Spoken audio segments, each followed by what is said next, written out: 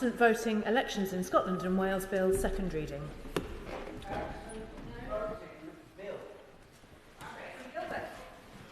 I beg to move that the bill now be read a second time.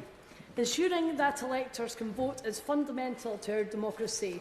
Though most of us choose to vote in person, many people face barriers which prevents them from doing so. In October 2023, the online absence voting application services were launched, which gave voters the option to apply online for their postal or proxy vote for the first time. These services allow people the choice to apply online for a postal or proxy vote, as well as the existing option to apply through a traditional paper application, should they wish. These services are currently available for electors in Great Britain for United Parliament elections and the Police and Crime Commissioners elections in England and Wales. In England, voters can also use the services to apply for a postal or proxy vote in all local elections. The value of the new online absent voting application services were made very clear not long after their launch in the 2024 general election. Data published by the government shows that over 1.5 million people in Great Britain made an application to vote by post or by proxy vote in the run-up to the general election last year. Of those between the 22nd of May 2024, the day the election was called, up to the deadline for absent vote applications, 84% of postal vote applications and 93% of proxy vote applications were made using the online services. Further, it is clear that electors have found it effective, with over 90% of those using it around that period recording that they were satisfied with the service. For voters in Scotland and Wales, the option to use this digital route applies only when absent voting arrangements is limited.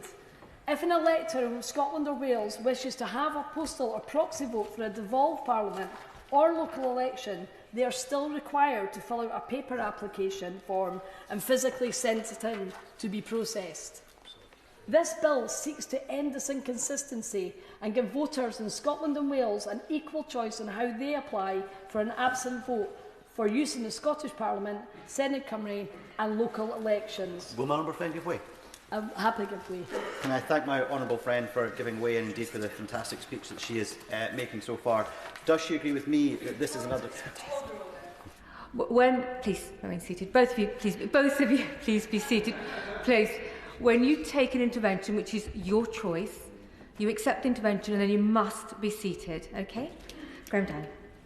Can I thank my honourable friend for giving way? Does she agree with me that this kind of measure is absolutely vital to making sure that everyone in Scotland and indeed Wales and across the UK has every opportunity to vote in elections, that we continue to do everything we can through schools and other encouragement to make sure that people do understand fully the democratic process and it's accessible to them at all times and in all ways? I thank my honourable friend for his intervention. Yes, I do. I agree with the points that he's made. In terms of the Gould report and review that was done, it's critical that we make voting as accessible for everyone, and particularly for young people and for disabled people, to encourage as many people as we can to vote.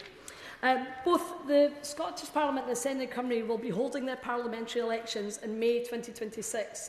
And it would be a great benefit for voters and electoral administrators alike if access to these online services can be made in time for these polls. This is not about forcing electors down a particular route to apply. All electors would continue to be able to make an absent voting application via a paper application should they wish. They will simply be given an additional option to apply online. One consideration which I must emphasise is the importance of devolution. It is absolutely right that the responsibility for local elections and elections to the Scottish Parliament and Senedd Cymru are devolved to the Scottish Parliament and the Senedd Cymru. This bill is carefully drafted to respect that, and the requirements for legislative consent for relevant parts of the bill will be duly followed. The bill will give the Welsh and Scottish Government powers to enable applications for postal and proxy votes for devolved elections to be made digitally through the new online services. Alongside this, there are also two more aspects to the bill.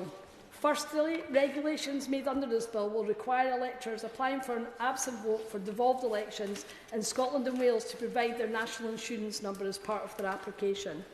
To be clear, this identity check requirement is not the same as voter identification at polling stations, where photographic identification must be produced.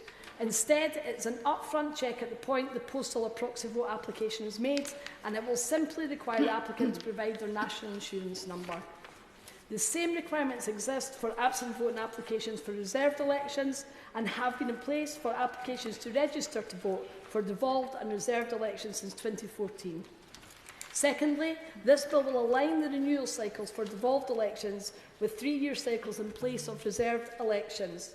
Therefore, instead of having to refresh their signature every 5 years, electors would instead have to reapply for their postal voting arrangements every 3 years.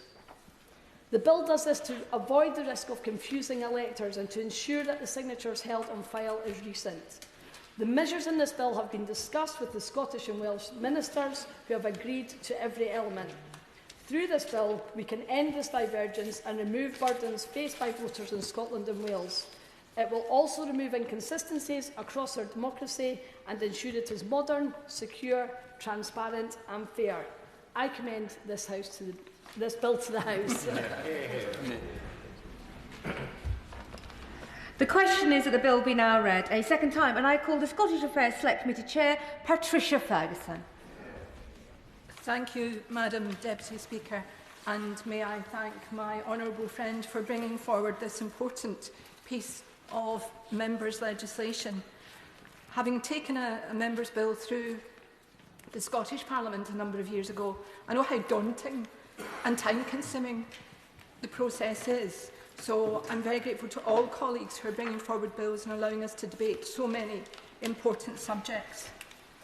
But with turnout at elections dropping across the country, it's important that we as legislators do everything we can to encourage and facilitate voters across the country.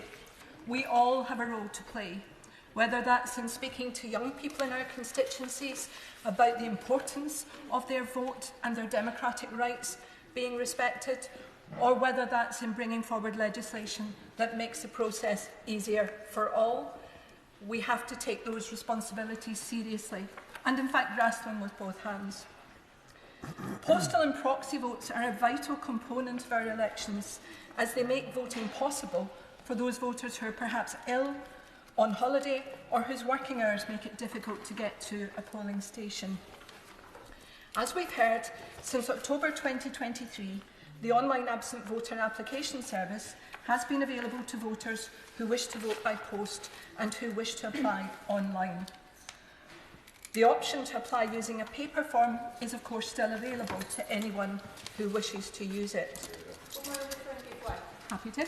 My honourable friend for giving way, and I also thank the member for bringing this bill to the House as well. Would my honourable friend agree with me that this provides a vital resource for accessibility requirements and those people who perhaps are blind or partially sighted? Thank you, Madam Deputy Speaker, and I absolutely agree with my honourable friend, and I think it is one of the things I've been particularly aware of in my constituency, which, as I'm going to go on to say later on, has an ageing demographic. So it is something that's absolutely vital. The option to apply by post is available for UK parliamentary elections and for police and fire commissioner elections in England and Wales. And voters in England can also use the service to apply for postal or proxy votes in local elections. But voters in Scotland and Wales currently have more limited options, as a paper form is still required for absent voting applications for a devolved parliament or local election. This bill will remove that restriction for voters in Scotland and Wales and will also make the conduct of elections possibly cheaper and certainly more manageable for electoral administrators. In Scotland, we actually use 3 different voting systems, which in and of itself can be complicating for voters. We ask them to vote by first past the post for elections to this place. We ask them to vote with the additional member system for elections to the Scottish Parliament, and we ask them to vote by single transferable vote for local authority elections. I've certainly encountered voters over the piece who, in spite of the fact that some of these methods have been in place since 1999, still find that confusing. So anything we can do to take away any complexity or any complication from the process of voting must be very welcome. But this bill is also respectful of the devolution settlement, and that's something that's very important to me as a former Minister for Parliament in the Scottish Government, because this bill seeks to give the power to enact those parts of the system that are devolved to Scottish and Welsh governments. But importantly, it also allows enough time for the process to be introduced in time for the next round of Scottish and Welsh parliamentary elections in 2026. Lady Gilbert, thank you very much to the Honourable Lady Gilbert. Does my honourable friend share my concern that many young, especially first-time voters in the most recent election in 2024, will believe they've already signed up for a postal or a proxy vote, and that this bill will be the first step in allowing people to permanently register for all elections in Scotland and Wales online? Thank you, Madam Deputy Speaker, and I thank my honourable friend for that intervention. I was rather spoiled for choice there with the interventions, but thank you for that one. And I absolutely agree with the member, because young people will think that. Young people are particularly used to signing up online and think that once they've done something online, it's probably there in perpetuity. For most things, they're correct. For this, they're not.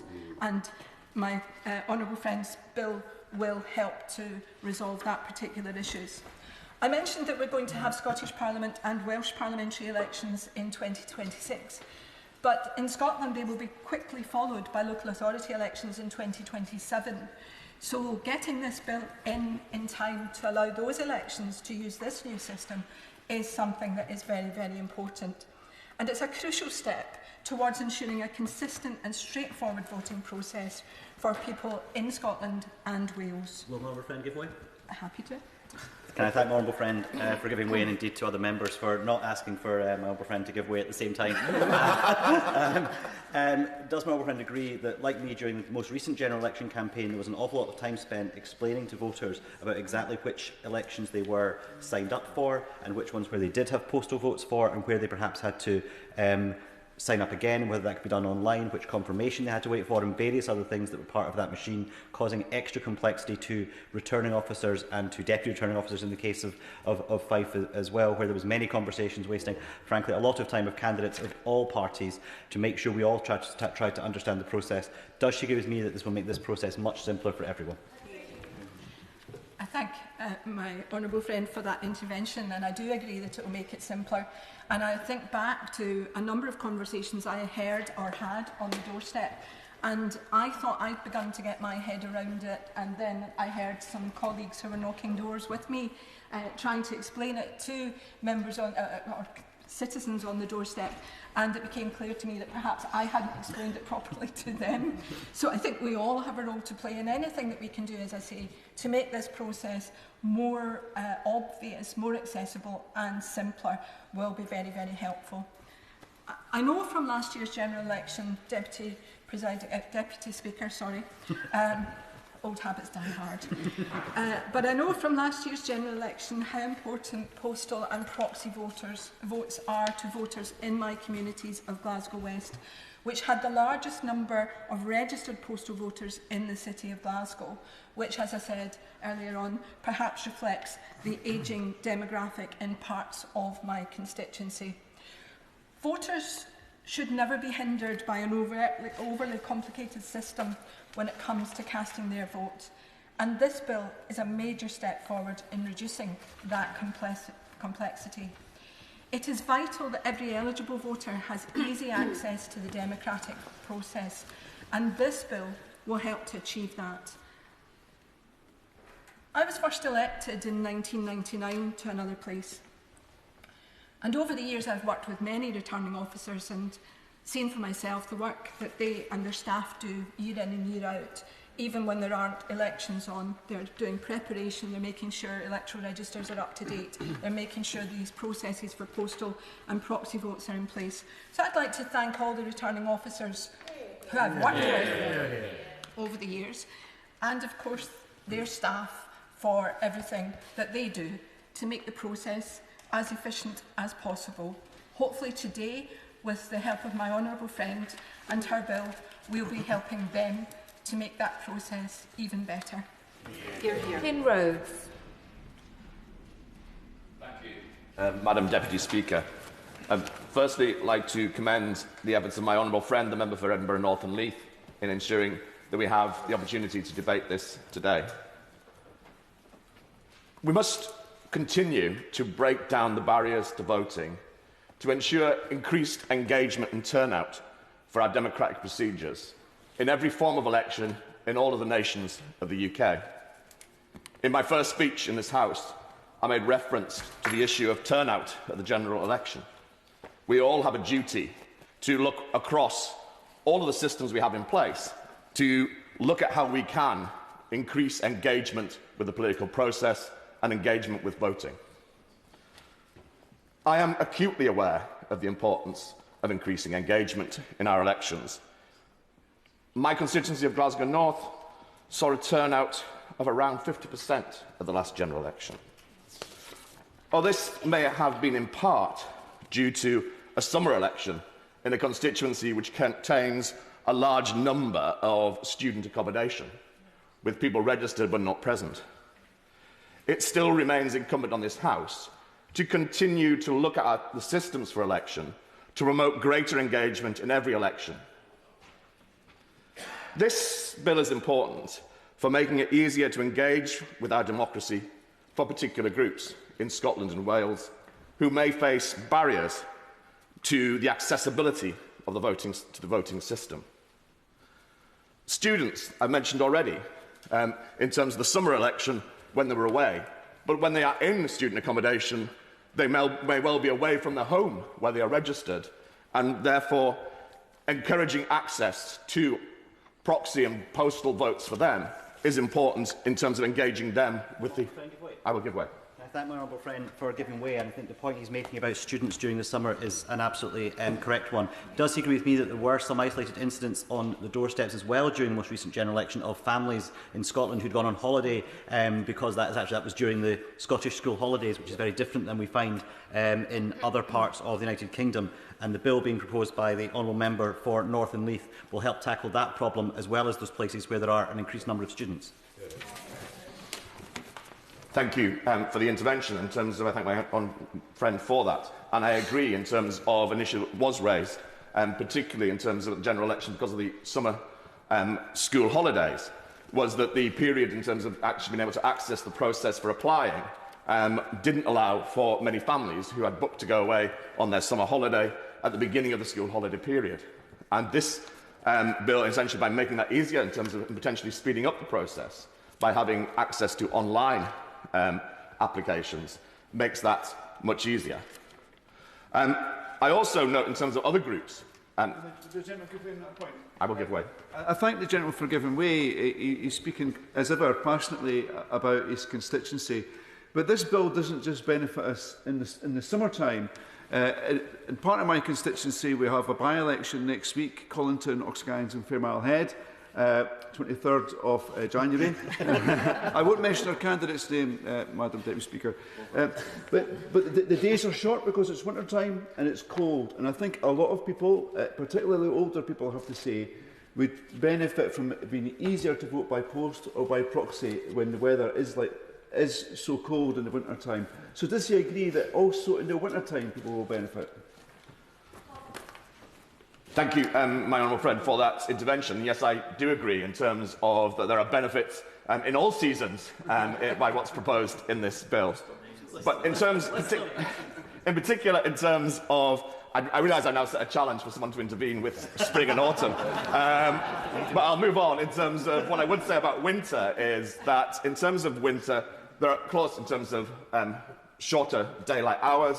People are saying in terms of there is the issue of coldness, but there's also the issue of people not wanting to go out necessarily in the dark and so on. So it does, for that group of people, make it easier in terms of being able to access that postal and proxy voting.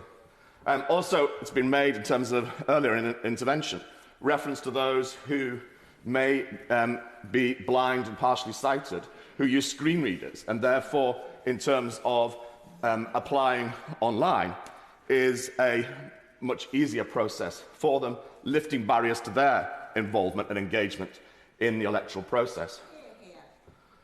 These are just some of the groups who will benefit if we are to pass this legislation and modernise our access to the electoral system in terms of elections to the devolved parliaments, and also in terms of that ability to introduce it for local government elections too.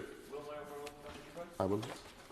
Deputy Speaker, I want to congratulate my honourable friend for bringing this bill. And does my honourable friend agree with me that this bill also demonstrates how Scotland's Labour MPs are making sure both of Scotland's governments are working effectively for them? Thank you. Thank you for that intervention. And certainly, yes, I would agree that it's important to see governments in terms of, in Scotland and in the United Kingdom, in terms of both governments, working together. I'll take another intervention. Thank you, Madam Deputy Speaker. And on that point, is my honourable friend as surprised and saddened as me to see not a single SNP here today? It strikes me that if you want to claim to be Scotland's party, you need to be here to talk about legislation that affects Scotland. Thank my honourable friend for the intervention. She asked if I was saddened and surprised. I am saddened. I would agree. Having said that, in terms of ensuring that we do make it easier to access online ways of applying for postal and proxy votes, it's also important, and I welcome that the legislation doesn't seek to take away any ability to apply paper also. Many people do not have access to digital means of applying, and therefore it's very much welcome that what this is an additional ability to... I will give way. I'd like to thank my honourable friend for giving way in that point. Does he agree with me that it is absolutely vital that people have a number of ways to access their democratic process, and that no one should be locked out of exercising their democratic right purely through a point of process? I absolutely agree with my honourable friend on that point, and I think it is important that we look to increase the ways in which people can access the system of voting. Because there are, for many, who are now online and digital, is the usual way to actually interact and apply for any services, whether they be private or public. That is what they expect, it is their default, their way of acting. Just as there are groups of people for whom applying on paper and in writing and so on is their normal way of interacting with a whole range of services, as I say, private, public and so on. And it's important, therefore, that we ensure that all of those people find a way which they are comfortable with to access the electoral system. Would my honourable friend give way on that point? I will give way. I thank the honourable member. Madam Deputy Speaker, we all agree that we need better systems and support for ensuring increased participation in democratic processes and elections. And would my honourable friend agree with me that these proposals are making it easier, more effective and reliable to participate in elections, and therefore have the potential to drive up turnout at elections and therefore improve our democracy? I would agree with my honourable friend. I think I'm not used to agreeing with so many people. It seems quite unusual for me, but I'll carry on as things go on. But I do certainly agree, and I think in terms of, he makes an important point, and I think in terms of if we can do anything through looking at the processes that we have in place that can increase participation, we should welcome that. And I think that's important to look at all of those systems. However, I would also say that we need to be mindful that simply changing the systems and the processes for accessing the voting system will not, in itself, by any means, reduce the issue that we have of disengagement with the political process. There are bigger and wider issues than just the form of application. So I very much welcome the contents of this bill as a means by which we can help people access the process. But we all need to think about how we engage people across our countries of the United Kingdom with the political process. I'd also want to say, in terms of concluding my speech today, is that is the challenge that we face across this House, to find ways of engaging, new ways of engaging, more effective ways of engaging, of finding ways to allow people to fully participate in decision-making. I welcome this bill as one small way, but useful and effective way, in which we can help achieve that. Tonia and Antoniazzi. Thank you, Madam Deputy Speaker. And I'd like to thank my honourable friend, the member for Edinburgh North and Leith, for presenting this bill today and the work that's gone on to it, which I really welcome, particularly as I am a Welsh MP for a rural constituency. But when I think about the history of parliamentary reform, I think that my honourable friend is really a modern-day Chartist woman. She is a fantastic woman in this place, and she's absolutely right. Voting, the mechanism by which people exercise their electoral preference or express their sense of civic duty, is the backbone of our democracy.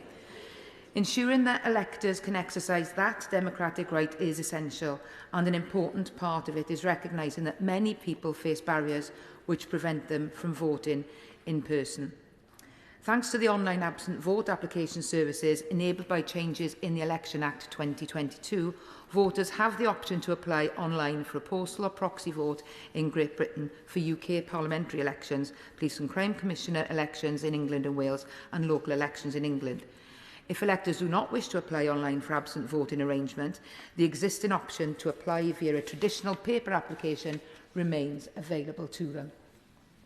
These services allow people the choice for whichever route they find easier. But there is an anomaly for voters in Wales and Scotland, as has been spoken, which limits the extent of this digital application option for absent voting arrangements.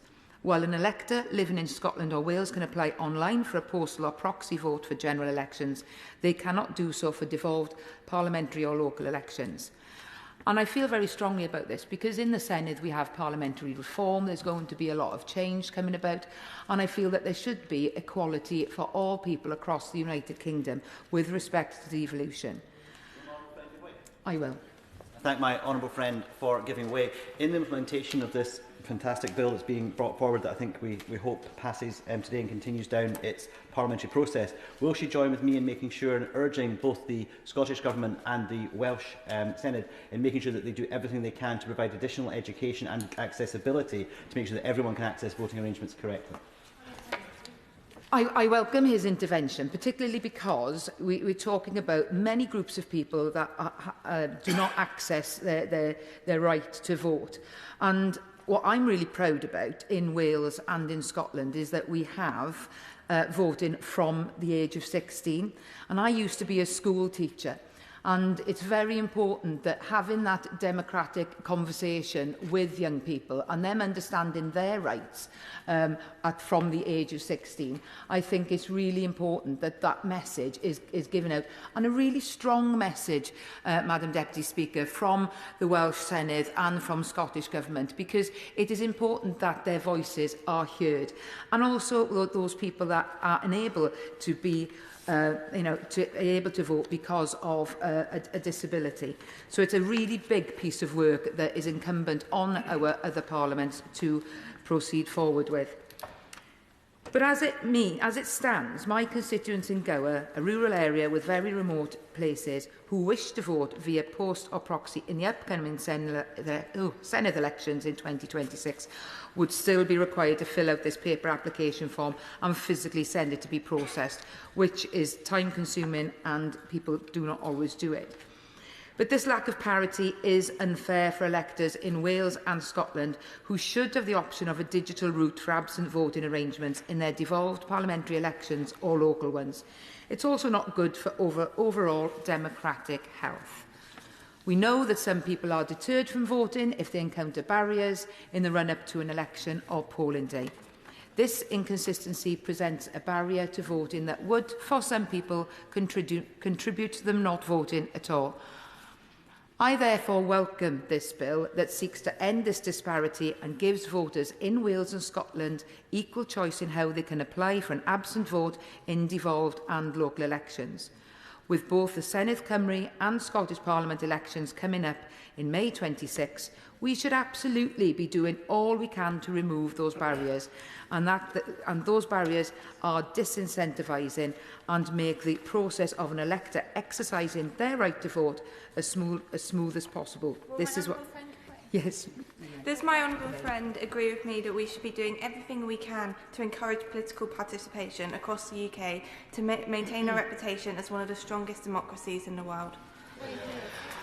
I welcome that intervention because it really is true, and I've seen this in the 7 years that I have been in this place, that people may shut a door in your face and say you're all the same, and there is a disrespect growing for parliamentarians, which I find really hard to understand, because our democracy is the backbone of the United Kingdom and of our devolved country. So I think it's really important that we are positive and engaging and know that their voices in this place are heard, whoever they voted for. And I want to commend my honourable friend, how she's worked on this bill. I understand the measures within it have been discussed with Welsh and Scottish ministers, and I think that that is a wonderful way to make change happen. This bill is also very carefully drafted to emphasise the importance of devolution and to respect devolved nation responsibility for their local and devolved parliamentary elections. The manner in which she has approached this, as well as the bill itself, firmly aligns with the government's intention of resetting the relationship between central and local governments as partners in delivering better outcomes for the communities we collectively represent. Now, I know that the government has already made significant progress regarding that reset, and I welcome that.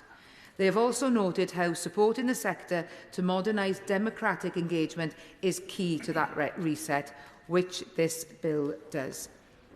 I know that my constituents would really welcome the choice that changes within this bill will grant them when it comes to local and devolved elections.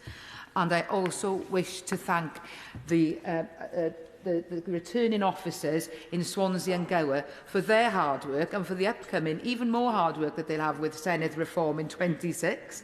But I know my constituents welcome this, and I thank the honourable member for bringing this to this House. Claire Hughes. Thank you, Madam Speaker. And can I congratulate my honourable friend, the member for Edinburgh North and Leith, for bringing forward this very important bill. Madam Deputy Speaker, the inconsistency that exists right now between elections in England, Wales and Scotland is confusing, and it makes no sense, not for voters or for anybody else. As members from across this side of the House today have said, we all have a duty to do everything we can to encourage participation in our democracy, particularly at a time when alienation and trust is particularly low. The numbers shared by my friend for Edinburgh North and Leith, in terms of the number of people who registered to vote online before the general election, illustrates that point. There is clearly a demand. People want to use digital systems, just like my friend, the member for Glasgow North, said. People are used to interacting with systems and processes in this way, and so that makes it very important. My honourable friend give way. Of course. Thank you for giving way on that point. So, as a fellow Welsh MP, I have to say that people are incredulous when you speak to them on the doorstep at the complexity of the system in Wales, and that a digital option is unavailable to them to participate in such important local and national elections. So does my honourable friend agree with me that the maximum opportunity to vote in all elections in Wales and in Scotland, in whichever way they choose, is crucial to create equality across the UK? Absolutely, I absolutely agree. This is a democratic deficit which really needs to be addressed, and it's very important, I believe, that that is done before the Senedd elections and the next Scottish elections, which will be in 2026. As other members have said, in constituencies like mine, which is largely rural, there are real challenges in terms of public transport. We also suffer a lot, would you believe, with bad weather. And so I think having those options in terms of postal votes and proxy votes is very important. We also have a university in Bangor, and as again the member for Glasgow North said, having different options for students and young people is particularly important. So there are very many reasons to make it easier for people to vote for by proxy and by post. As I said, I think it is urgent, and I would really hope that all members will see this and back the progression of this bill. Ruth Cadbury.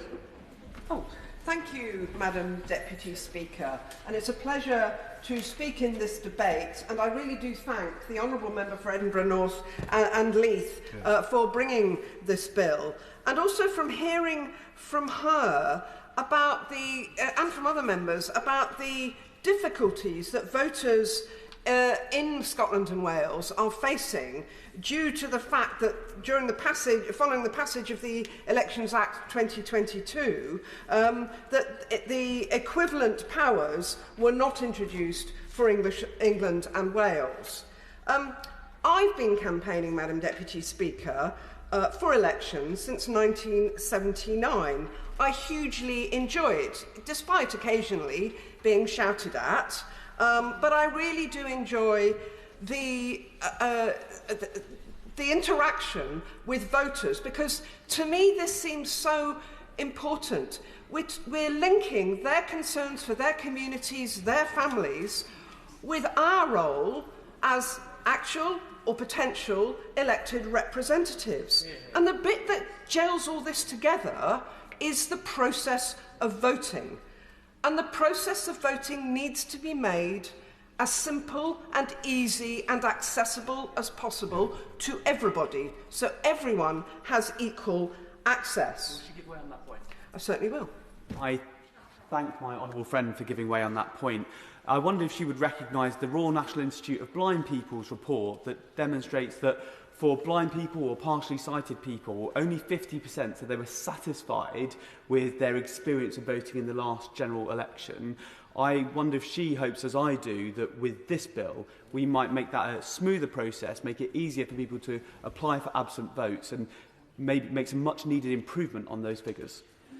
I thank my honourable friends, and I know the RNLB have been campaigning for many years to improve the accessibility of elections to people with sight loss. I don't know whether this bill will actually make the change he desires, because this bill is bringing Scotland and Wales systems up to the standard that we have in England, and I do know that the RNIB is not yet satisfied with the process. A lot of it depends on the polling clerks in the election centre if people have chosen not to have a postal vote, and whether those people feel confident to be the person who helps the person with sight loss to actually do their vote if they don't want to do it with a family member or neighbour or a friend.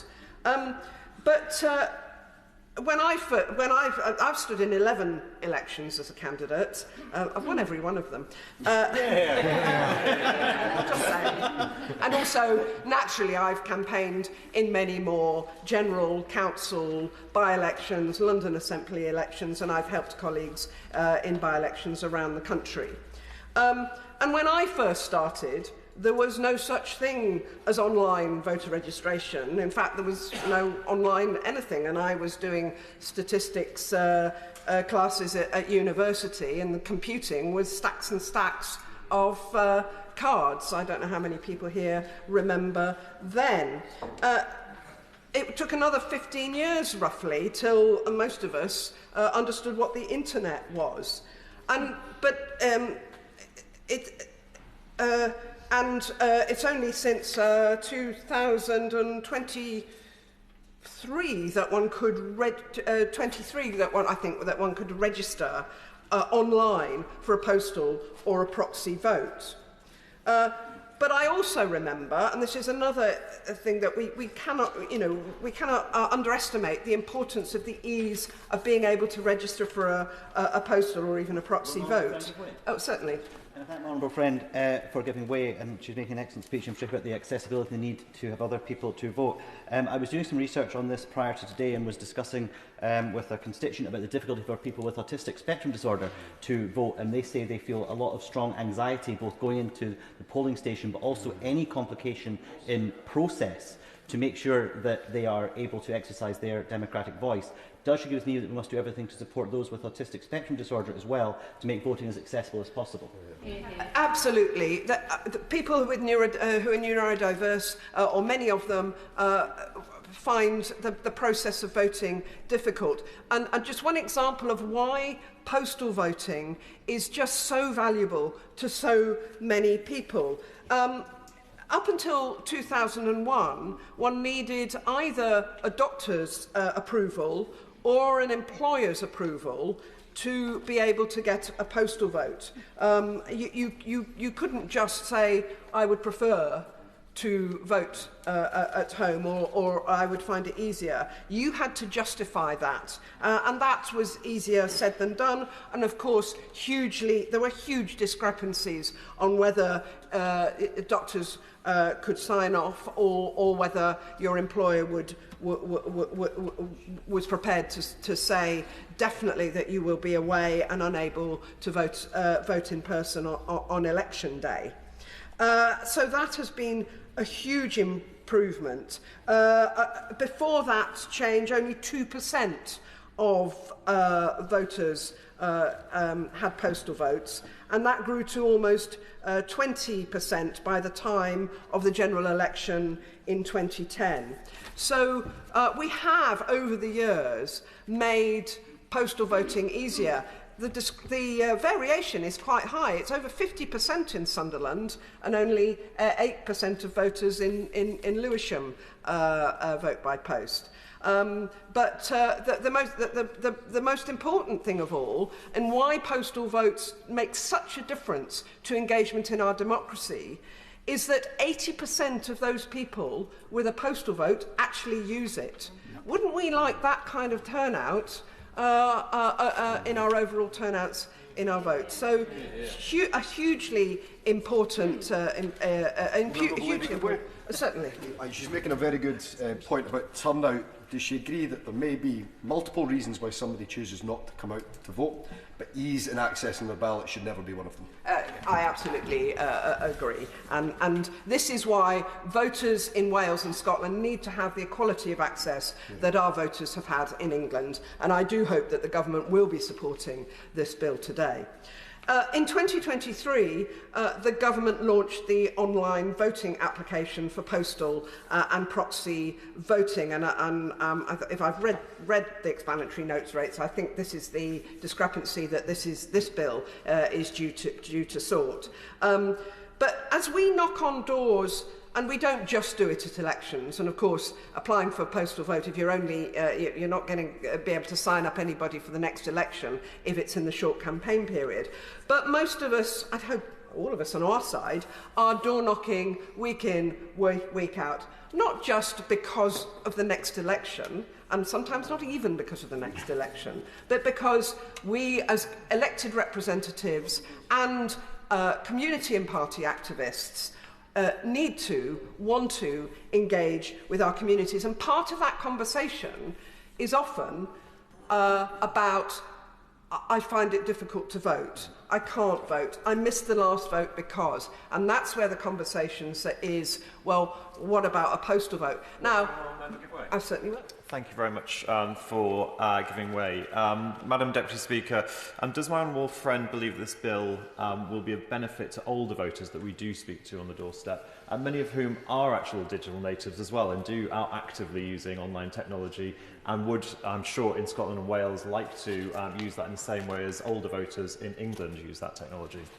Yes, that's absolutely right. And I think we have to listen to older voters' needs, because some are digitally excluded, and that's why it's always a good idea to have paper copies of the form to be able to give them and to tell them what they need to do in order to get that application off. But for others who are not digitally excluded, who are like my mother, who do more and more things online and do have smartphones, one of the things we've been using, and I'm sure many other colleagues have, is having a QR code. So they and having it in your hand so that they can put their phone on the QR code, and that opens up immediately the form that we say goodbye, thank you very much. They obviously fill in the form. We don't have anything to do with the completion of the form, obviously, but it makes it easier. It's the problem with handing over a form or saying this.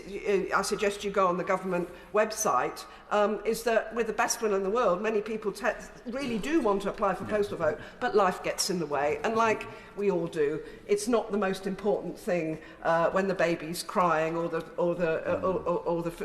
dinner's about to burn over, or you're late for work. So the easier, and we've certainly found this in England. The easier we found it that we found the technology, the more people actually do apply for a postal vote. And as I've just said, if they've applied for and got that postal vote, they're more likely to use it. And a lot of what I'm saying also applies to proxy votes.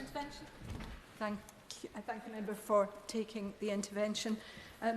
I wondered whether she would agree with me that the point that was made earlier about last year's general election occurring in the Scottish school holidays meant that a lot of people perhaps thought about applying for a postal vote, but in the chaos and confusion that exists in most homes when you're preparing to go on holiday, it fell off the agenda and people just didn't get around to doing it.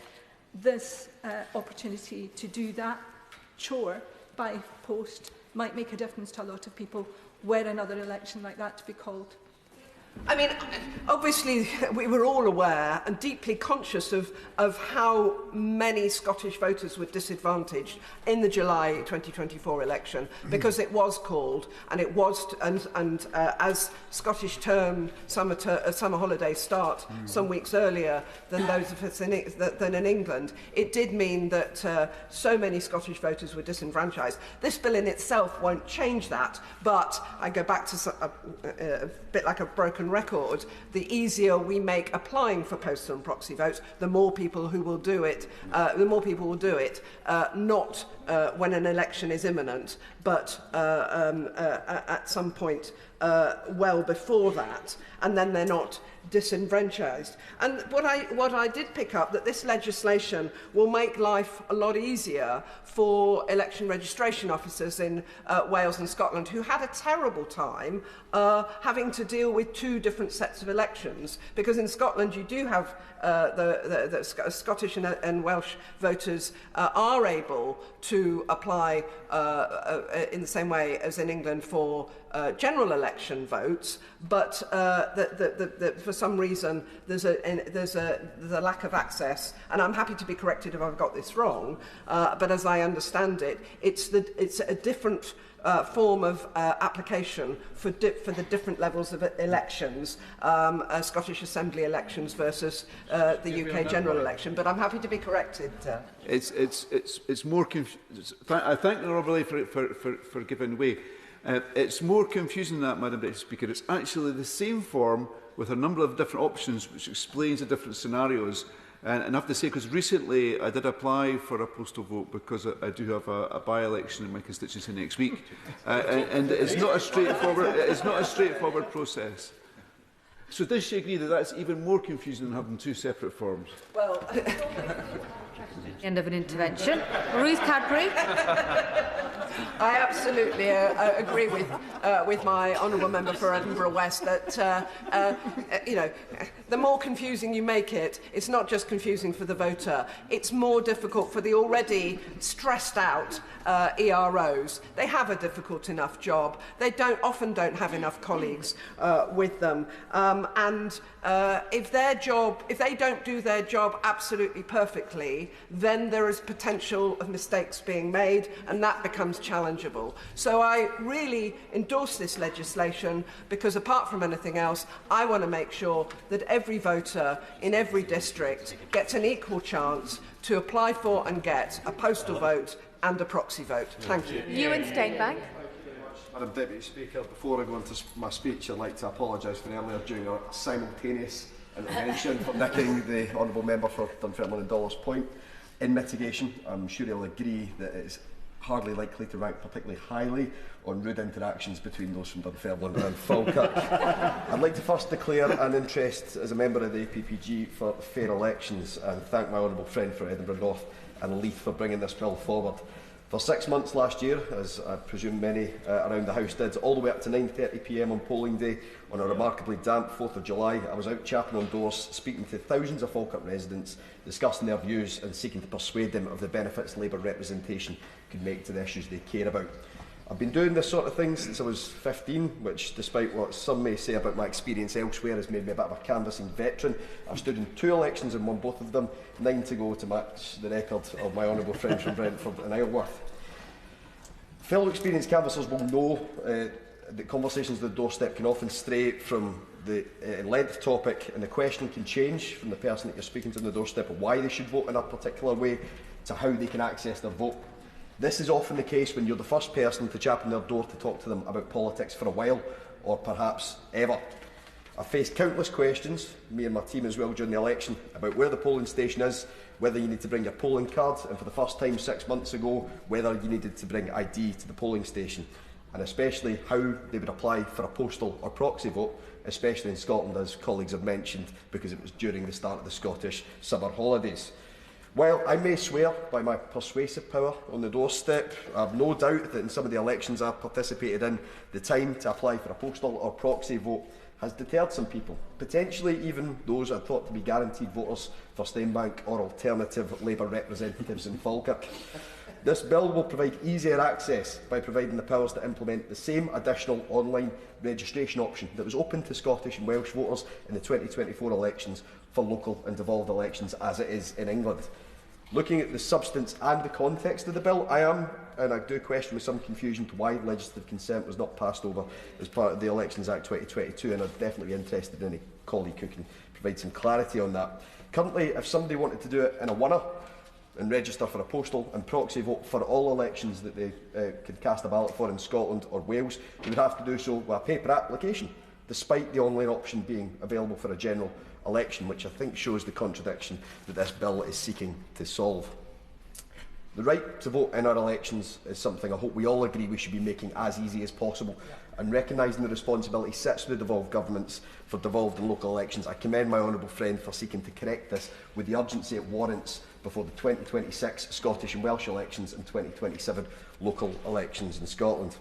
As a former councillor, as I know many colleagues who have spoken today are, I remain concerned that turnout in our local elections in Falkirk and across Scotland has been remarkably poor. It was 44.8% in 2022 across Scotland, down 2.1% from the previous election, and nearly 10% down from the first time we used the STV system in Scottish local elections in 2007. Well, as I mentioned in intervention, there are many reasons cited by those on the doorstep for choosing not to vote during elections. Difficulties in accessing your ballot paper should never be one of those. It is a well-known fact that those who register for a postal ballot are far more likely to turn out, and this is true in my seat when I checked it researching my speech for this bill today. According to statistics from the Falkirk Valuation Joint Board, 81% of those registered for a postal vote in Falkirk in the 2024 election cast in a ballot. Both standardising the process for postal and proxy votes in UK, Scottish and local elections will ease applications, and the consistency, and this is the important part of this will provide for the electorate, will give confidence to people to register and use their vote time and time again, especially those who were first-time voters in this recent election in 2024, who may be under the misapprehension that they have already competently registered for a postal and proxy vote for every election, including devolved and local elections. I will, of course, get thank you. So on that point, I'm a mum to not one but two 16-year-olds who I'm very pleased to say are newly eligible to vote in both the local and Senedd elections in Wales.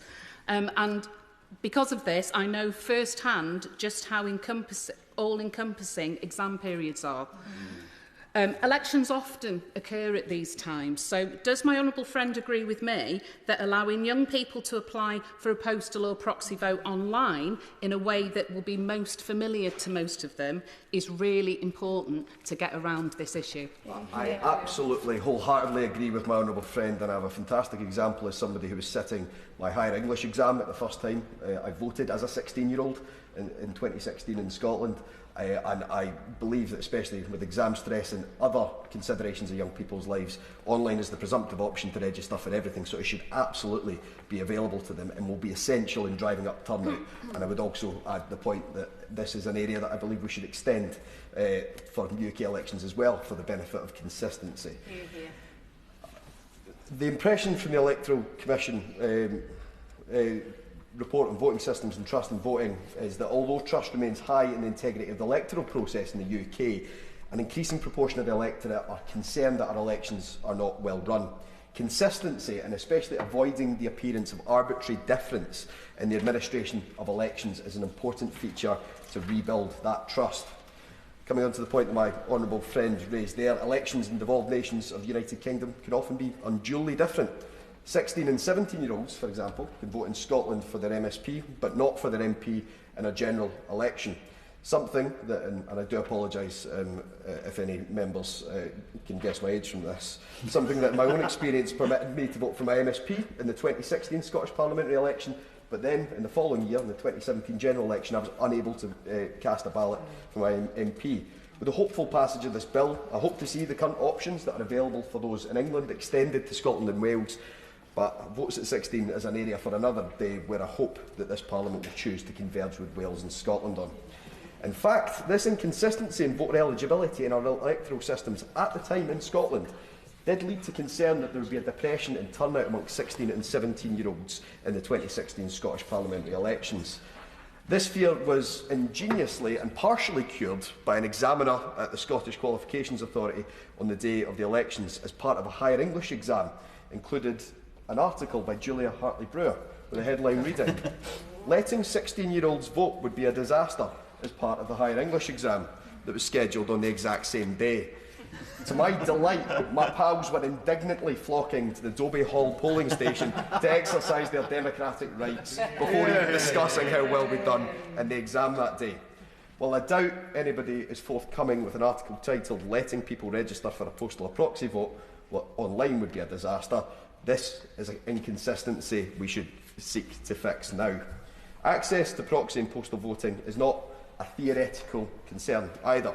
When the former Prime Minister called the election in the early days of the Scottish summer holidays, I and my team had to field a countless and a disproportionate amount of questions about what postal and proxy voting applications were available to them. And I think the turnout in particular Scottish seats did reflect that. The Electoral Commission report found in Scotland confusion, late postal ballot arrival and the timing of the election did disproportionately impact turnout, due to both direct interaction with confusing systems and people going away on their holidays and being unable to get a postal or proxy vote or not knowing how to do that, but also because of the media commentary around it. Standardising the way we do this across the United Kingdom and across various elections would remarkably help with this issue. This is an arbitrary difference and one that we should seek to resolve. This bill, in conclusion, would allow online registration for postal and proxy voters in Scottish, Welsh and local elections, something that simply would make life easier for the electorate, give folk another option and hopefully drive more people to the polls whichever way they choose to vote in 2026, 2027 and beyond. Thank you, Madam Deputy Speaker. Thompson.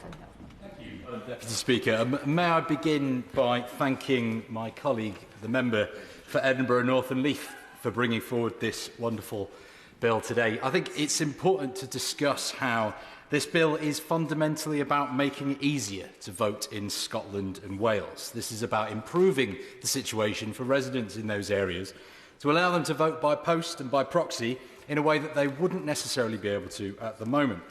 I myself, Madam Deputy Speaker, I grew up in South Wales, so this is something that is close to my heart.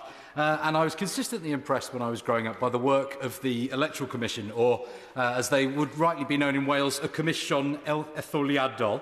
I must declare, Madam Deputy Speaker, I had a special closeness to the Electoral Commission because during the noughties my mother was the leader of the Wales office. So the fact that I had great respect for their work is maybe a little close to home. Something stuck with me, Madam Deputy Speaker, about the work the Commission was doing in the 2000s. They had a great article, and a great advert, rather, that was going out on television that stuck with me.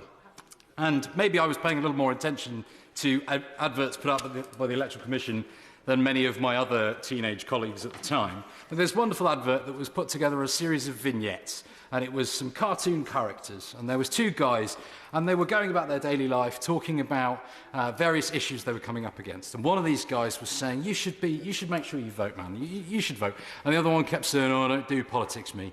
And they'd go into, say, a supermarket, and they'd be addressed by the price of milk being too high. And the guy who says he doesn't do politics says, oh, the price of milk's too high. Maybe the next scene is in a pub, and he says, oh, the price of beer is too high.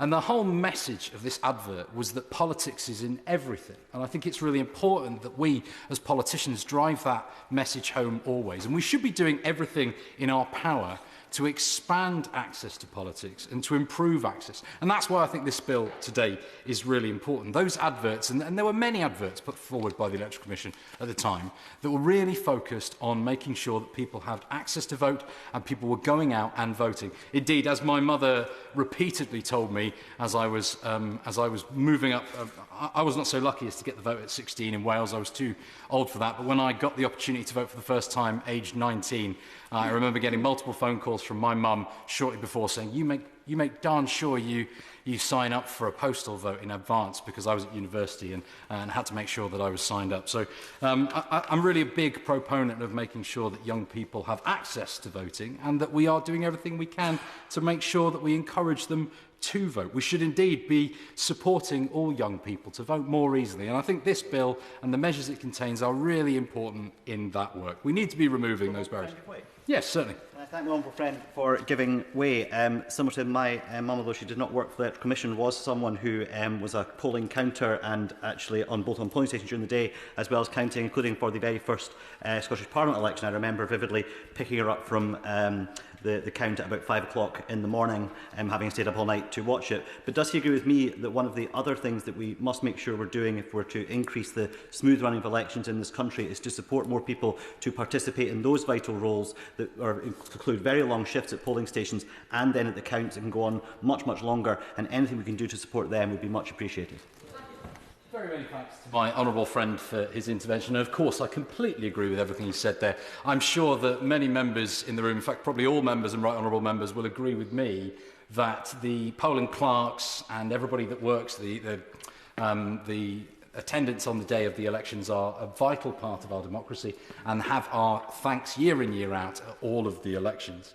As I was saying previously, Madam Deputy Speaker, I'm a great fan of doing anything that we can as a government, as a parliament, to improve access to elections and to remove barriers. And I think the concept of digital measures that are brought forward in this bill are a really important part of that. We've heard from members around the House on the importance of breaking down the barriers for those who are digitally literate and to allow everybody access to signing up to postal votes, proxy votes online. I think that's really very important. I would also advocate, Madam Deputy Speaker, for more education in schools. I remember I said... On that point, my honourable friend as well. Certainly. Madam Deputy Speaker, I'm in the fortunate position of being the neighbouring MP for the member's constituency, so he may well be familiar with the school that I wish to mention. Would my honourable friend be happy to commend Langley Mill Academy, just down the road from your constituency, on the great work that they are doing to bring awareness to the young people in terms of the British values, in terms of our voting system, and sadly in terms of putting a photograph of me when I visited on the overhead projector when they asked me lots of really insightful questions, which really did show that they are learning about our democracy, and it's very important. Would my friend agree? Response. The honourable member will know that the term you and yours refers to me, and I wasn't the person she intervened on. No need. Mr Thompson. Many thanks, Madam Deputy Speaker, and my great thanks to my neighbour and dear friend, the Honourable Member for Amber Valley.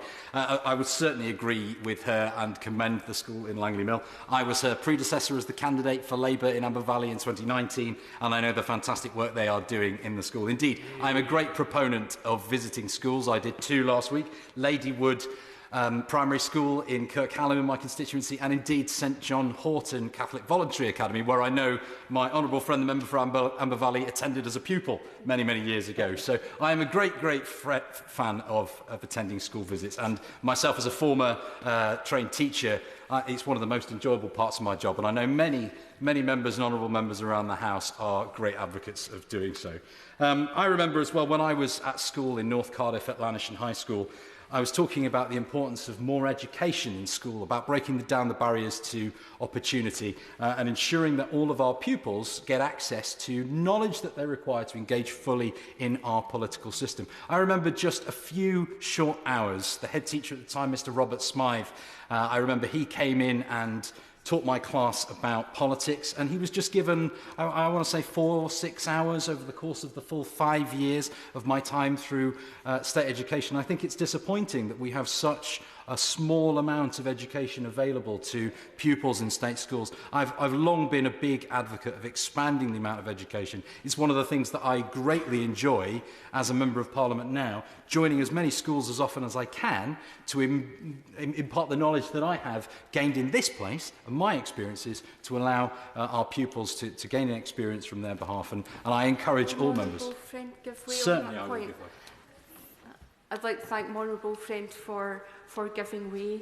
Does he agree with me that central to making sure that our chambers across the country start to look like the communities that they represent, that education in schools is absolutely central to achieving 50-50? Yeah. Thank you, Madam Deputy Speaker. And I thank my honourable friend for her intervention. Of course, I completely agree with everything that she says. I very firmly believe that education, skills development and all of these aspects that we've just been discussing here should be core to all of our policies. Indeed, my previous role prior to coming to this place was as an educator at the University of Nottingham. I taught degree-level apprenticeships in electromechanical engineering. I'm a great advocate of the apprenticeship system and I'm very pleased about the government's commentary over the past few months about expanding the skills provision right across the board. As I've said repeatedly throughout this speech, Madam Deputy Speaker, it's really important that we are advocating for these points as much as possible. Indeed, I'm sure colleagues across the House will be very au fait with comments that we receive often on doorsteps. I, like many colleagues, will be out knocking doors tomorrow morning and tomorrow afternoon. And very often people say how difficult they find our political system to access. Many areas like mine have got multiple tiers of councils, of local government, mayors, MPs. We are talking about devolution at the moment and maybe reorganising some of these systems, and I think there is an opportunity in simplifying some of these systems. But I think it's really difficult often to get across to our constituents. I will give way. Madam Deputy Speaker, thank you to the Honourable Gentleman for giving way on this point. He talks about simplifying systems, and my father's example, when he applied for a postal vote because he was taking advantage of that early Scottish holiday and was going to be away on the 4th of July, when he tried to access a postal vote to vote for me, he found that the council could not recognise him. And yet, as he pointed out, they had been able to collect his council tax for some years before. So does the Honourable Gentleman recognise that we must also, if we are going to increase the number of postal and proxy votes, we must also have better systems at the other side of that to short-circuit that system? Who knows how his father actually voted? Mr. Adam Thompson. Thank you, Madam Deputy Speaker. And I thank the honourable member for his intervention there. Yes, I certainly agree. It's important that when these difficult scenarios arrive that we've got systems in place that deal with these problems and that we are able to account for that. To conclude, Madam Deputy Speaker, I think we've had a really interesting discussion about these points today. I think the points put forward by my honourable friend, the member for Edinburgh North and Leith, are very valuable, will allow a whole group of extra people to access our electoral system, which is complex. It will allow us to simplify that, homogenise systems between England, Wales and Scotland, and generally improve things for voters across the country. Thank you. Patrick Hurley. Thank you, Madam Deputy Speaker. Firstly, I'd like to thank my honourable friend, the member for Edinburgh North and Leith, for bringing this valuable debate to the, and bill to the House today. As has been made clear by many speakers already, for as long as we've all known, there has been a weird hodgepodge of different regulations concerning different elections in the UK. So we've got different voting systems for different elections. We've got parliamentary boundaries that take little account of the boundaries for local elections. We have age differences for different elections in different parts of the country. Votes at 16 in some parts of the country for some elections. We have voter ID regulations. We have single transferable vote. We have top-up systems. We have first past the post. This whole hodgepodge of different regulations needs to be simplified, needs to be standardised. Of course. Can I thank my friend for giving way, and indeed the stramash that he refers to around electoral systems is actually also added to in Scotland, where initially the Scottish Parliament was a 4-year term. That was extended initially temporarily to a 5-year term to take allowance of the Fixed Terms Parliament Act that was enacted in this place. It has never yet been amended and seems now to have been put to a 5-year term, which causes additional confusion. And I'm not sure that has been properly and adequately explained to the Scottish people. Will he agree with me that is a further complication to the problems that he's describing? I agree wholeheartedly with my honourable friend. The amount of complications and complexities in the voting system that we have in this country need addressing. The bill today will address just one of those complexities, but I fully agree with what the member has said. Another of my honourable friends earlier mentioned how we could perhaps guess his age from the elections that he'd taken part in. And in a similar vein, perhaps you can guess my age when I say that the first national election that I voted in was the landslide Labour victory of 1997. At the time, I was living in the marginal constituency of Knowsley South. One of the most safe in the country. I'm sure it wasn't the 20-year-old, my own vote that tipped the balance in that election. But nonetheless, I was very proud that May morning to go down to the community centre around the corner from my house with my voting card in hand and to cast my vote for the first time in a national election for my MP. And I am still very proud that at every election I go to cast my vote in person. But just because I'm a hopeless old romantic that wants to go down to the polling station does not mean that we have to make sure that everybody does that. We need to make sure instead, contrary to that, that we make voting as easy as possible and as engaging as possible so that the majority of people can engage with that process. And if they can't vote on the day, we need to ensure that the process for proxy and postal voting and absent voting more generally is as easy as it could possibly be. I wish to talk just briefly about an issue in my own constituency and across my wider combined authority area. Because over the last couple of years, since voter ID has become mandatory, there has been a localised concern. The law states that an older person's bus pass is an acceptable form of ID.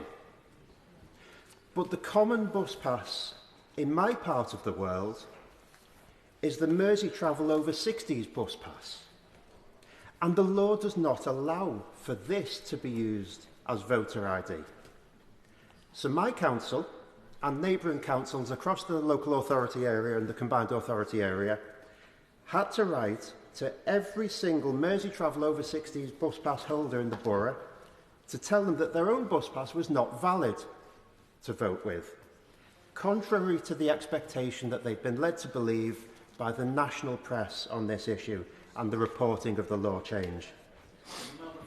I will. And if I'm Robert Friend giving way for a second time on that specific point, does he agree with me that it was a very welcome change by one of the first things this Labour government did to ensure that veterans' passes can be used as voter ID?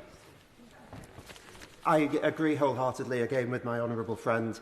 It was a shameful omission from the previous legislation that veterans' passes couldn't be used, and I agree completely.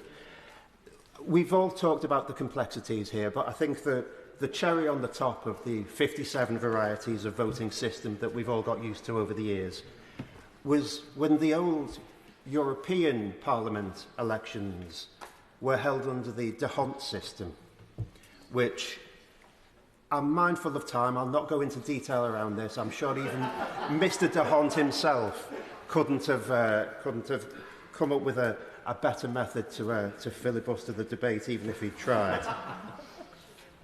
I will come to this bill today. The bill isn't, much to my dismay, intended to correct every single peculiarity of the voting system, but it is intended to correct one. The Elections Act of 2022 made the process easier to apply for absent voter arrangements online, but they didn't include Scotland and Wales in the change.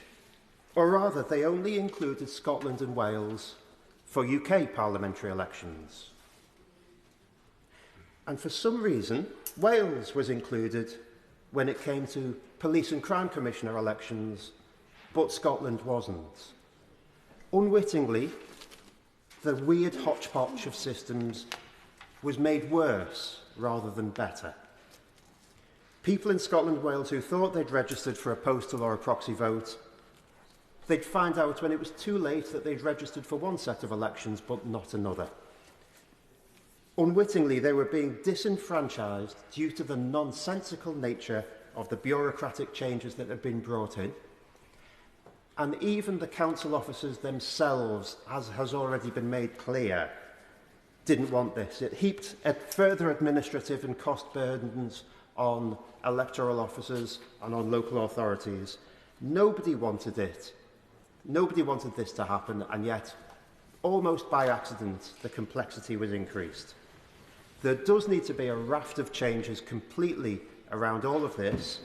The remits of the various boundary commissions need revisiting. The voting system needs updating to ensure stability and good governance. In July of last year, we achieved stability and good governance almost by accident, despite the voting system. The voting system needs updating to ensure that good governance is a priority.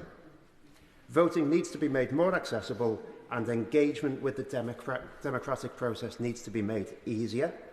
And in conclusion, I will say that in amongst the huge patchwork quilt of different rules that make sense to almost nobody, this bill seeks to rectify just one small aspect of this increasingly daft situation, and I hope it's allowed to make progress this afternoon. Sullivan. Thank you, Mr. Speaker, and I'd like to begin my contribution today by congratulating and indeed thanking my honourable friend, the member for Edinburgh North and Leith, for bringing forward this bill and for the way she's worked so constructively with parliamentarians in other places. Now, I'm not really sure what further I can add to what has been a very fulsome debate today, and indeed a very enjoyable and important debate. But 2 points I would like to cover, namely the inconsistency in the current arrangements and indeed the effect on those most likely to need a proxy vote. So, as the honourable member for Southport mentioned earlier, many of us in this place will remember fondly our first time going to vote, and like the honourable member, mine was also in the 1997 general election. The buzz of putting that X in the box and exercising our democracy, our democratic right for the very first time. However, for an increasing number of our fellow citizens, this isn't what democracy means to them. We have seen participation in democracy fallen around the UK, and we've already heard that from various honourable members today. Turnout at local elections is consistently and disappointingly low, whether they're part of the electoral cycle of regular elections or indeed by-elections. And whilst there's much to be done to correct this trend, to re-enthuse our democracy and indeed to rebuild the bonds of trust that have been quite tested over the past few years, a vital part of that strategy must be around greater consistency and access to voting. And it's bizarre to me, and I would assume for many in the chamber today, why the simple and quick way of registering online for the request for a proxy vote isn't available at every election.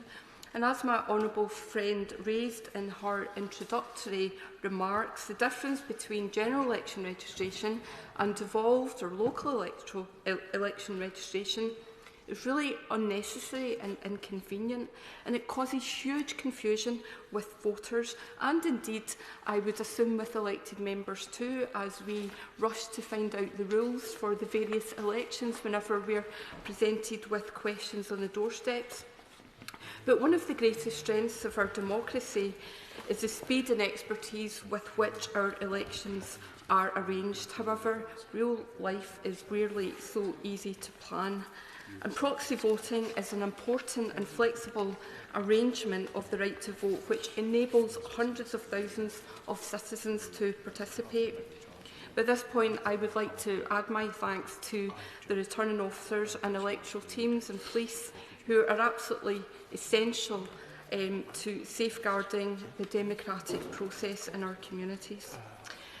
Registering a proxy vote ought to be consistent to voters, so that registering for a proxy vote in the general election in July 2024 is no different to Holyrood elections in May 2026 or indeed the local elections that we have in Scotland in May 2027.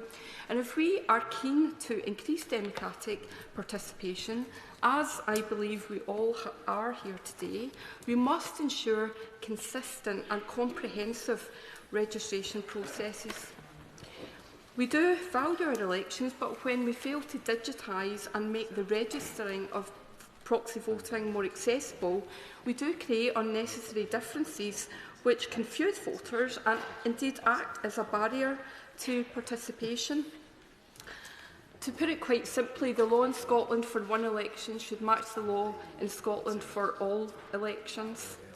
And secondly, I just want to address those who rely on proxy voting the most: young people, students and those with disabilities. The young and the digital generation, whose university application process is digital, whose rental contracts are digital, cannot arrange their proxy vote for local or devolved elections digitally. And yet young people increasingly live further from home in temporary accommodation for studies before returning to their family homes. Students from my constituency temporarily living away who registered online at the general election cannot do the same for the upcoming Scottish elections. So I just want to add my full support to the honourable member and thank everyone, certainly from this side of the chamber and hopefully from the other, for their support in making it easier for everyone to access our democratic processes. I call James Naish. Thank you, Madam Deputy Speaker. I rise today to express my full support for this bill, a measure that upholds our democratic principles by ensuring that absent voting is more accessible, consistent and secure across Scotland and Wales.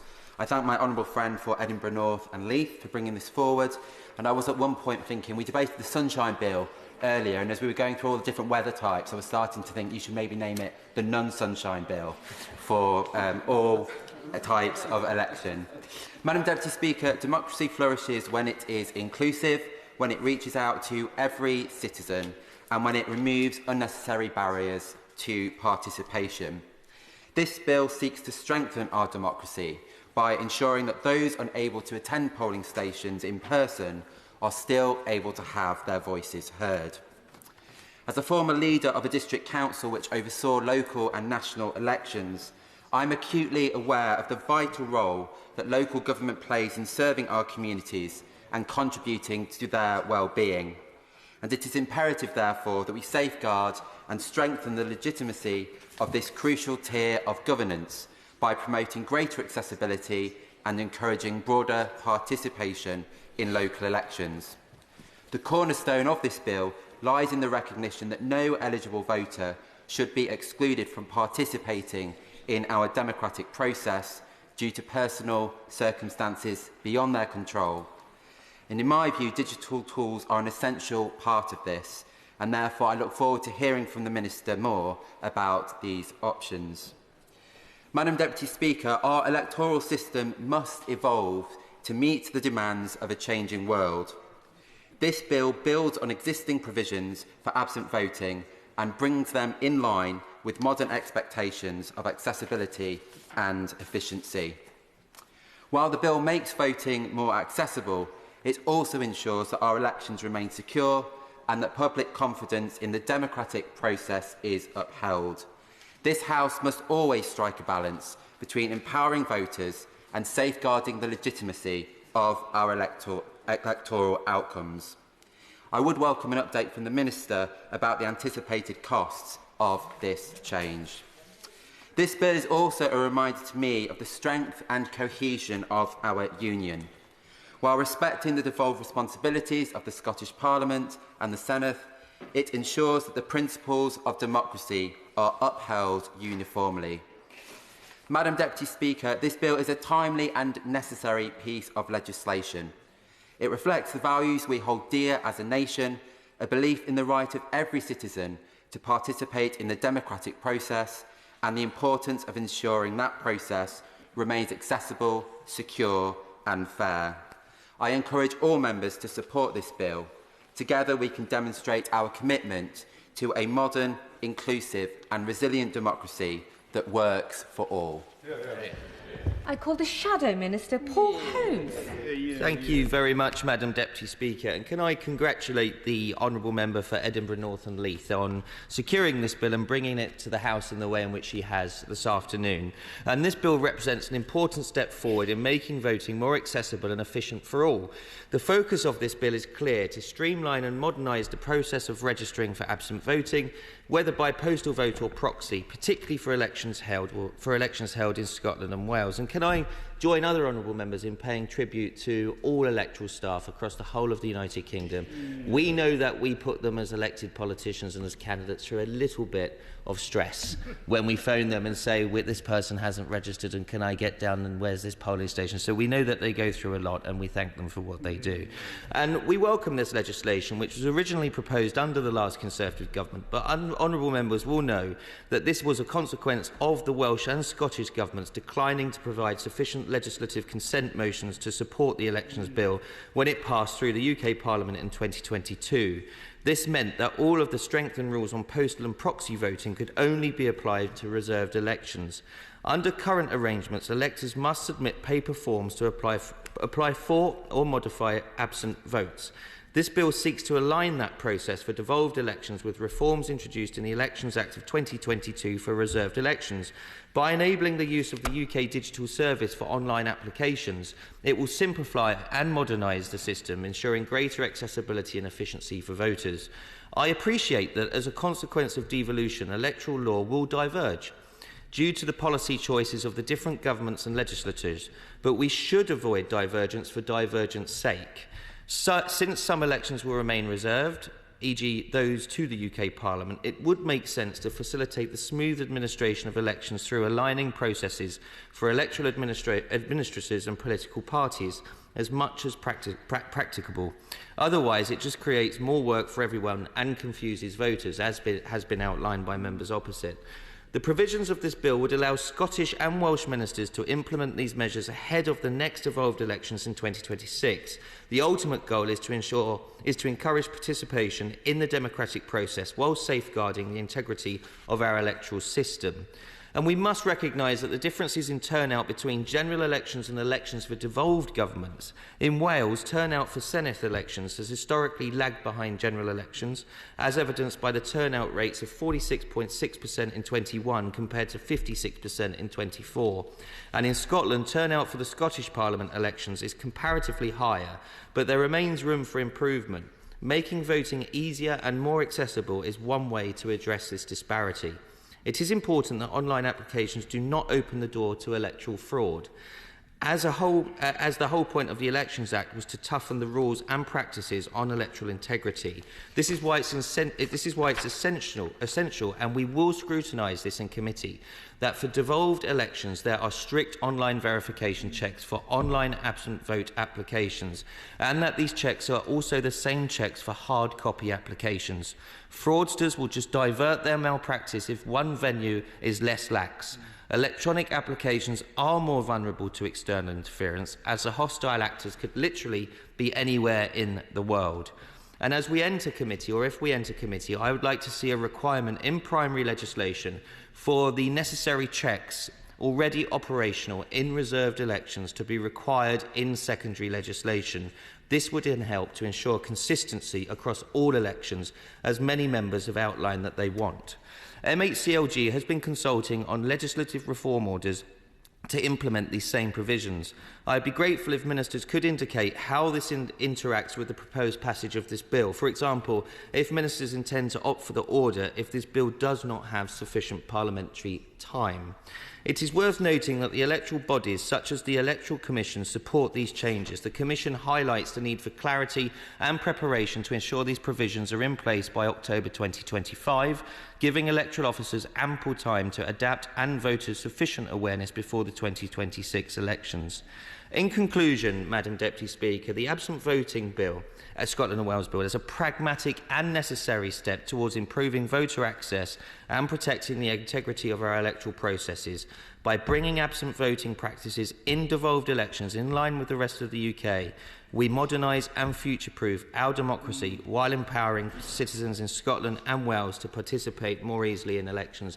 Can I once again congratulate the Honourable Member for Edinburgh, North and Leith, and congratulate her in the spirit in which she brought this legislation in to make voting easier and access to voting easier for people while ensuring that voting remains secure. I hope that her colleagues on the front bench and in government take that same stance and refuse and change their mind on watering down voter ID capacity, which will have the opposite effect to the aims and aspirations of this bill going forward. I call the Minister, Rushnara Ali. Thank you, Madam Deputy Speaker. I want to start off by firstly congratulating my honourable friend, the member for Edinburgh North and Leith, on her bill successfully reaching second reading.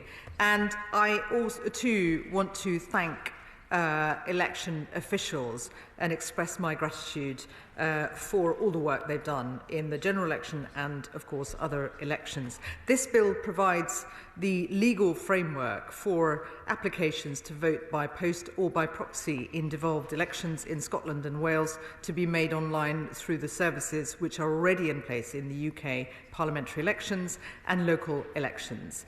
It also delivers changes to align application procedures for different types of elections, which will reduce the risk of confusion, as has been said, among electors about which arrangements they have in place for different elections.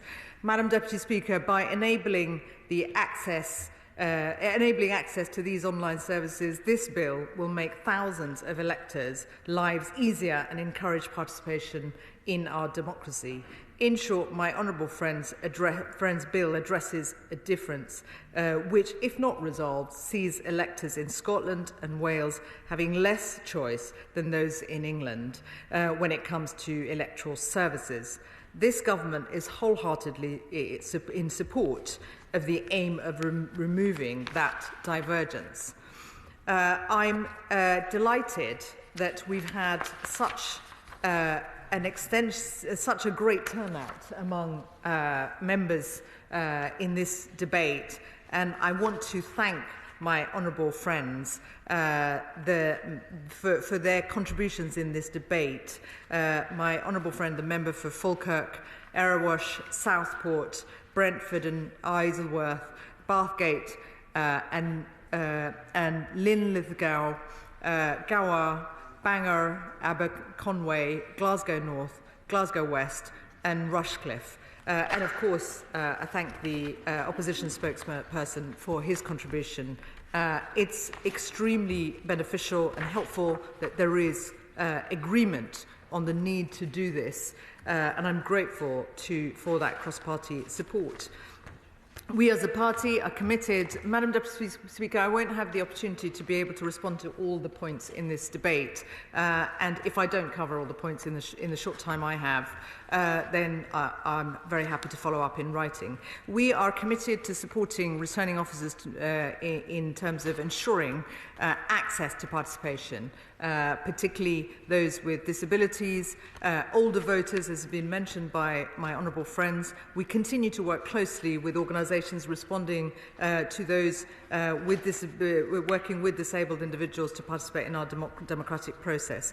On the point that was made about the complexity of the election system, we will be working closely across the sector to gather their feedback, analysis and ideas.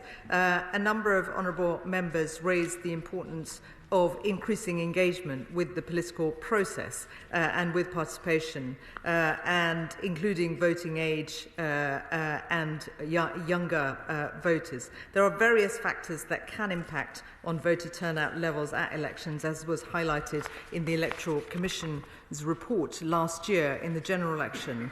And as set out in our manifesto, the government is committed to strengthening our democracy and widening participation in our elections, and we will ensure every legitimate voter has the opportunity to vote and is encouraged to exercise their right to vote. And we are making good progress on several areas to deliver those commitments. Work is also underway in terms of extending the franchise to all UK elections to 16 and 17-year-olds to vote, and legislation for this will be introduced in due course, strengthening our democracy and empowering young people to participate in it. We firmly believe in building a strong foundation for democratic participation among young people, and we will work closely with stakeholders to ensure that is implemented appropriately. Madam Deputy Speaker, this bill puts citizens' needs at its heart and supports the use of technology in delivering services, ensuring people's voices can be heard, encouraging participation is vital to our democracy. And I know colleagues in Scotland and in the Scottish and Welsh Government share the same objectives. I'm therefore delighted they have chosen to take advantage of this innovation in their elections. My honourable friend articulated the benefits to electors of bringing Scottish and Welsh elections into the scope of the digital service, which I don't intend to repeat. Instead, it may be helpful to give members a brief overview of the history of the online absent vote application services for context, and outline how this government will support the implementation of the legislation. Prior to the launch of the digital service, any elector who wished to vote by post or proxy would have to request a form by post, as has been pointed out, or print out, complete and return it to their local electoral registration office. This could be cumbersome and difficult as a process, and one that some electors may have had to rely on others to support them. The online postal vote and proxy vote allocation services launched on the 31st of October 2023 were the result of a thorough design and testing process with 3,000 citizens across the UK. They've been used to great effect by over 2 million citizens at both the local elections in May 2024 and the most recent general election. So the bill provides the legal framework for applications for devolved elections in Scotland and Wales to be received through the UK online service, along with some changes to align application procedures, which my honourable friend has described. Making that legal framework a reality will require further regulations to be designed and delivered by the Scottish and Welsh governments, with whom the responsibility for devolved polls lies. The government, having had the experience of delivering these changes for reserved elections, stands ready to provide any advice and support required, and will work closely with the devolved governments in facilitating the digital change. I can assure the House that any changes required to the digital services will need to meet the same robust standards required for all gov.uk services.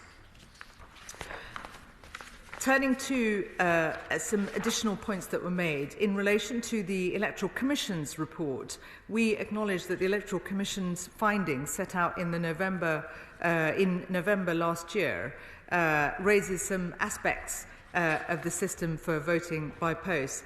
This, in the majority of cases, resulted in electors being unable to return their ballot. In a minority of cases, their postal ballot pack in time at the 2024 election, general election, which was particularly an issue for overseas electors.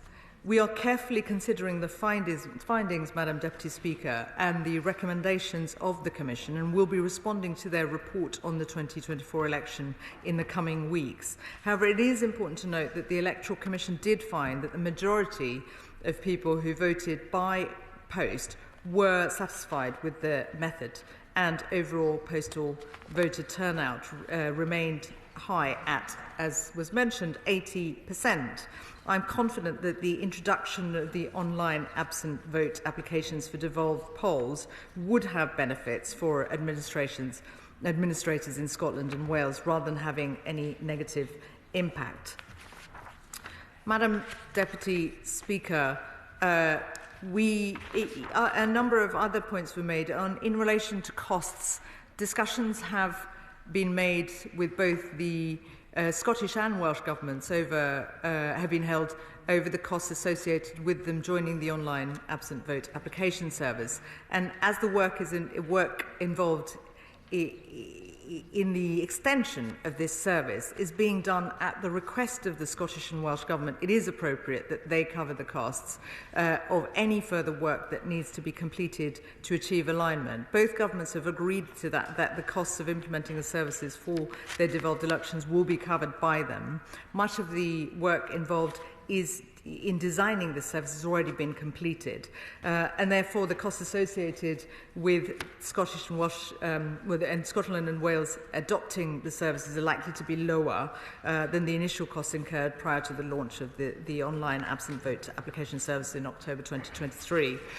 In conclusion, Madam Deputy Speaker, and I can come back to the Honourable Member in writing to his point, given time. I want to thank my honourable friend, the member for Edinburgh North and Leith, for her brilliant work on this bill, and I look forward on taking this work forward with her in committee, and I hope she is pleased with the outcome today. Thank you. With the leave of the House, I call Tracy Gilbert to wind up.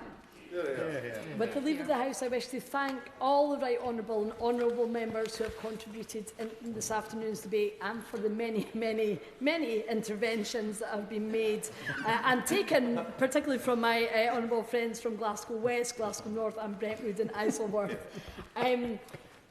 To answer the point made by my honourable friend from Falkirk and Southport, I understand that legislative consent was sought during the passage of the Election Act by the UK Government to enable the online services to be used for devolved Scottish and Welsh elections, but was not granted by either devolved legislators at that time.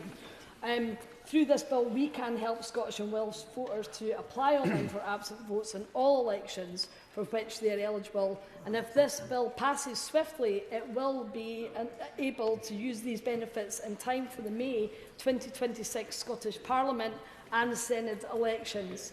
Madam Deputy Speaker, this bill will make it easier for people to participate in our democracy, and I believe the more electors who are able to exercise their democratic right, the stronger our country will be.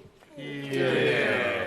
The question is that the bill be now read a second time. As many of that opinion say aye? Aye. Of the contrary, no. The ayes have it. The ayes have it.